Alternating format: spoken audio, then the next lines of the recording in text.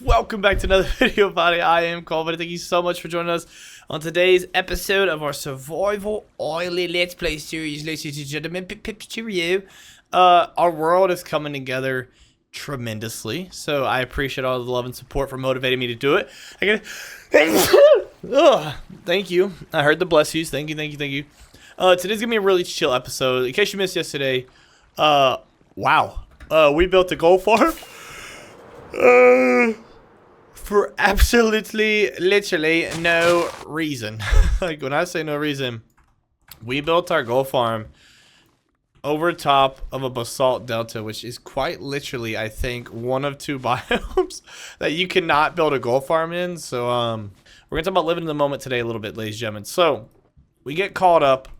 I'm the most guilty out of anybody that's listening right now.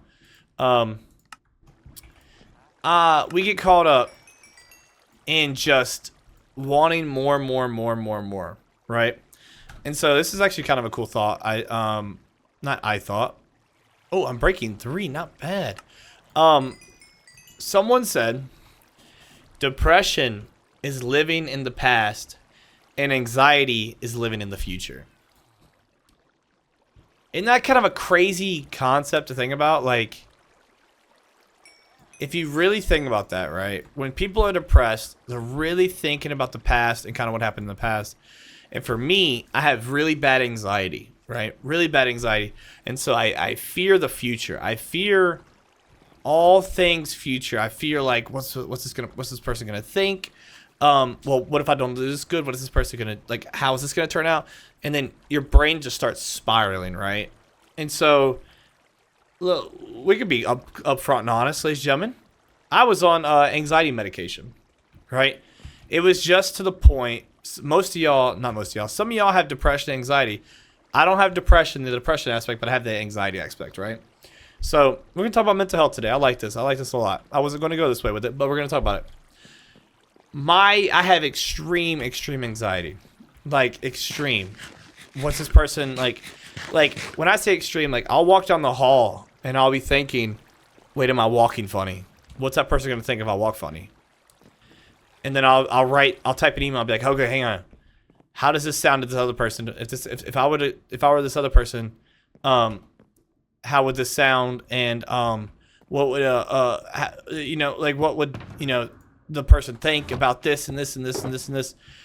And so it just kept going, right? It just kept going. And so it got to the point to where everything I was doing would just render this enormous anxiety, like, just astronomical anxiety, to the point where you're just like, you can't think about anything else but the future.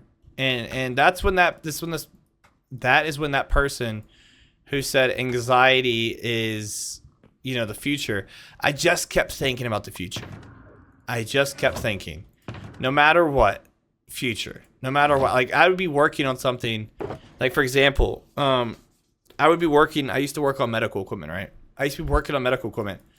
And while working on the equipment, I would zone out and just be like, well, what happens if they catch me doing something wrong with this medical equipment? I never skipped anything on the medical equipment, but your brain just lies to you, and it lies to you, and it kind of deceives you into the point where you think other people are thinking negatively of you. And so it was to the point, it got so bad to the point where I just felt this, like, immense tightness in my chest, and then this immense, like, buzzing in the back of your head. And if any of y'all have ever experienced, like, extreme anxiety, you'll know exactly what I'm talking about. And so it was to the point where it was, like, debilitating. Like, I could not get away from the future. I would be sitting here with my kids and just thinking about, oh, maybe, wait, I didn't shut that light off at work. Oh, God, someone's going to come in and think I'm a terrible worker because I left the lights on. It was that bad, right? It was so bad. Like, everything about the anxiety, I could never just sit there and focus with my kids. And I could never sit there and just focus and sit down with my wife. I'd be watching a movie and then you just zone out of the movie and you start thinking, well, oh my God, I got to do this work order tomorrow, or I got to do this tomorrow. Oh God, I got to read that email tomorrow. And it was just to the point where I couldn't turn my brain off, right? I could not, for the life of me, turn my brain off.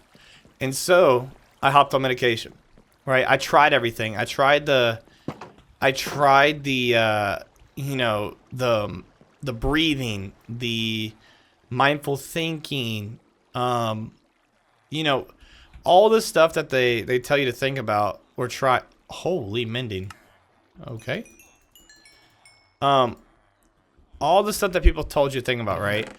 I tried all of the stuff and things. There we go. I tried it all. I did. I tried everything. I could not just stop my brain and my chest from just getting really, really tight. Is this you? Nope. And so I hopped on medication. You're gonna ask the medication. I have no idea. I'm very open about mental health. So if you have any questions about mental health, holla at your boy. If you're going through something like depression and stuff like that, holla at your boy. I'm down to always talk about this. I feel like mental health should be more talked about, should be more open. And so yeah, I hopped on medication, and it was like the weirdest thing. Like, I would be super irritable sometimes too. Okay, I need a different guy. Excuse me. I would be like super irritable too. Like, the kids would do something, and I would be like, "It's gonna make us look bad." You know, like, let's say going out in the yard without clothes on, right? Because they're kids, like 4 years old. They don't need clothes, you know.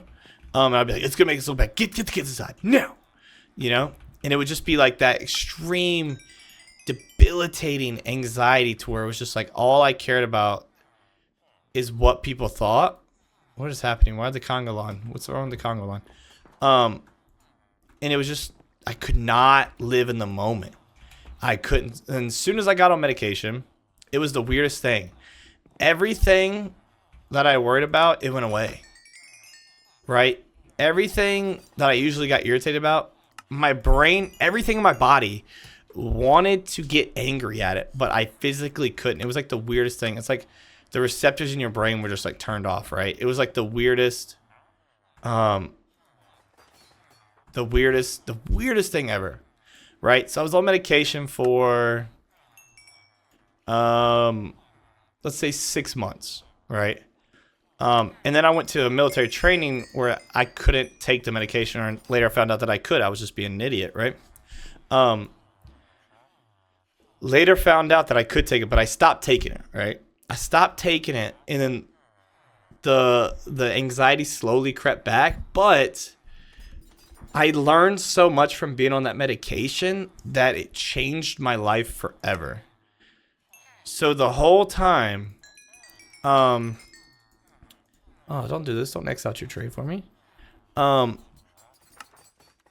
it's not gonna work. Yeah, the whole time I was on the medication, it basically trained my brain how not to get upset and anxious about stuff. And then it crept back, right? So I started going back to those mindful techniques. Just breathe. And then you get that tightness in your chest. You're like, okay, this is what works for me, right? I say, why? I literally talk to myself. I say, why are you anxious right now? And it would be, for example, let's go back to the light example. I didn't turn the lights off at work. Okay. Well, how long are you going to think of this for? Probably 4 hours. How long does it take to get to work? 15 minutes. So go to work, turn off the light, come back. You save yourself about 3.5 hours worth of nonsense. And so that's what I do now, ladies and gentlemen. That anxiety that I feel, how I get past it is I put action towards what's making me anxious. And when I say like that medication, even if I was on it for like, 6 months, changed my life because it showed me that I don't have to be anxious. That's what the medication did. It showed me that, hey, Coleman, this anxious feeling is not normal. Human beings are not supposed to feel anxious or depressed about everything. Everything, right? And so that medication helped me switch my brain and go, oh, I don't have to feel this way. This is what it feels like to not feel this way. Okay. How do I achieve that? Right? Because when you're doing the techniques that the doctor tells you, like, oh, just breathe or just, you know, be mindful about this, you don't really take them into consideration because you don't see the other side of the tunnel, right? But that medication made me, I think it was Exifor. That's the medication I was on. I just popped into my brain. And so you don't really take those seriously because you're like, it's never gonna go away, whatever. But after that medication, it's game time. It's game time. Like, when I say game time, like, it's game time. Now, the anxiety is still there, but I can control it now. I can... Wait, was that not the same guy? Oh, is this you? Okay. The Mindian's crazy. 33. Oh, I should trade with this guy. Oh, come on. There you go. Is that enough? And so that's what I want to talk to you about today, ladies and gentlemen, is the mental health aspect of it all, right? If you're too busy living in the future with anxiety or too busy living in the past with depression, you're not living now. You're alive, but you're not living. And so I encourage you, seek help. Start with the basics first. With any sort of mental disorder, you start with the basics. Do not just jump to medication. Do not just jump to medication. And that's what I urge you to do. So many people just jump to medication because they're like, this will fix it. It'll be a quick fix. The goal is not having that quick fix. Because as soon as you go without the medication because you quick fixed it, you go right back to where you were. But if you put the tools in your tool belt to handle that, you start the positive thinking, the positive thoughts, the positive thinking. You start, writing your thoughts down and then writing the answers down to them. If you start solving your issues like me, I would sit there and think about something for 3 to 4 hours. But if I just went and solved it, dadgummit, it would take an hour, but I wouldn't sit there for, 3 or 4 hours. And so that's what I encourage y'all to do. Figure out what works for you. Start with the little things first. Start with the deep breathing. Because sometimes all you need is just to breathe. Like, literally. Sometimes you just need to breathe in some situations, and then your anxiety goes away. And it's not, when I say breathe, it's not just, okay, I'm talking mindful breathing. When you breathe, you want to think about that breath, how it feels going through your body. It is the weirdest thing. When you actually learn how to deep breathe instead of when you're inhaling and your brain, you're supposed to connect your mind to your breaths and how it feels filling up your lungs, how it feels going through your brachioli, your alveoli. You're going through your lungs and your mouth and your nose and how it fills up your lungs and expanding. And then when you let it out, how it feels to like the end of your lips when it touches to flow out. That's when the breathing kicks in. That's when the breathing starts working. When you actually mindfully breathe. That's when breathing starts working. So I feel like people don't teach breathing enough. They're like, yeah, just deep breaths, dude. Oh, just deep breaths, man.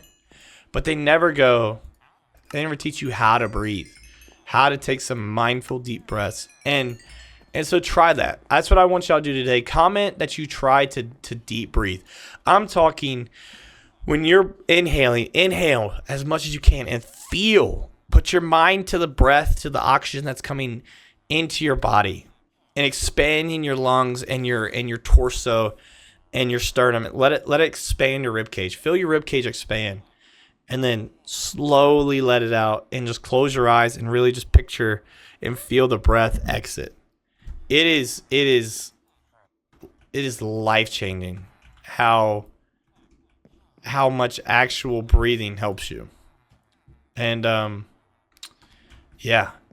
Dang, dude, y'all got me stoked to talk about mental health. If y'all want anything else about mental health, anything else, I'm down, open to talk. If you suffer with mental health, comment down below. Comment below what works for you, for your mental health. That's the comments I want today. For the mental health today, that's what I want. I want you to comment what works for you. That's what I want. That's today's comment. Yeah, y'all got me super stoked to talk about some mental health. I love that. I love that a lot. That's amazing.